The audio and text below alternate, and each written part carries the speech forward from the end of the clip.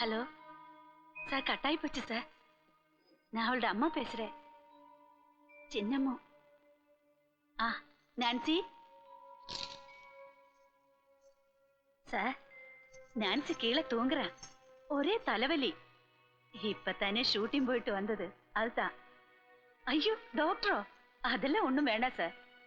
கொஞ்சம் ரெஸ்ட் எடுத்தா எல்லாம் அப்படியே சரியாയി போயிடும். ആമാ ശരി സാർ. എടി, നീ എന്തായി കാണിച്ചത്? ഒരു ഭാഗ്യം നമുക്ക് നേരെ വരുമ്പോ അത് തട്ടിക്കളയുന്ന ബുദ്ധിയല്ല. അദ്ദേഹം ഈ നാട് ഭരിക്കുന്ന മന്ത്രിയാ, കോടീശ്വരൻ. അയാൾക്ക് വേറെയുണ്ട് ക്വാളിഫിക്കേഷൻസ്. എന്നേക്കാൾ പ്രായമുള്ള മക്കളും ഭാര്യയുള്ള അങ്ങേർക്ക് എത്ര ചിന്ന വീടുകളും വെപ്പാട്ടികളും ഉണ്ടെന്ന് അമ്മയ്ക്കറിയോ? പുറമെ air hostess, TV announcers, cine artist, അങ്ങനെ എത്ര പേര് അങ്ങേര് നശിപ്പിച്ചിട്ടുണ്ട്. അതൊന്നും നീ അന്വേഷിക്കണ്ട. നമ്മുടെ കാര്യം നമുക്ക് നോക്കിയാൽ മതിയല്ലോ.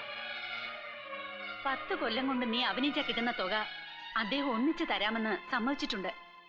കൂടെ 5 ലക്ഷറി ബസ്സുകൾ, പെർമിറ്റ് അടക്കം, മസനഗുഡിയിൽ ഒരു എസ്റ്റേറ്റ്. ഇതിൽ കൂടുതൽ വേറെ എന്ത് വേണോടി നിനക്ക്?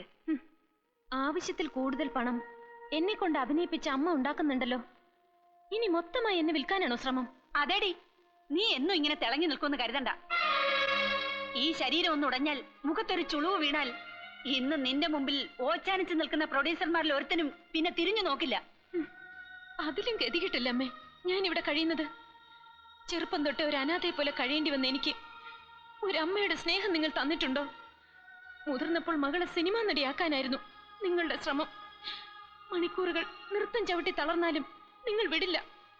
ഡ്രൈവിംഗും റൈഡിങ്ങിനും സ്വിമ്മിങ്ങിനുമായിട്ട് നിർബന്ധിച്ച് കൊണ്ടുപോകും. ലക്ഷങ്ങൾ സമ്പാദിക്കുന്ന എന്റെ പേരിൽ ഏതെങ്കിലും ഒരു ബാങ്കിൽ ഇന്ന് വരെ ഒരു അക്കൗണ്ട് ഉണ്ടോ? പേര് സ്വന്തമെന്ന് പറയാൻ ഈ വീട്ടിൽ എനിക്ക് എന്താണുള്ളത്? നിർത്തടി, നീ ഇത്രയ്ക്കായെന്ന് ഞാൻ കരുതിയില്ല. ഇതുവരെ ഞാൻ ഒന്നും പറഞ്ഞില്ലല്ലോ. ഒരു അടിമയെ പോലെ അനുസരിച്ചു, ജീവിച്ചു. ഇനി പറ്റില്ല. നിങ്ങൾ പറയുന്ന കൊരങ്ങനെ കല്യാണം കഴിക്കാൻ എന്നെ കിട്ടില്ല.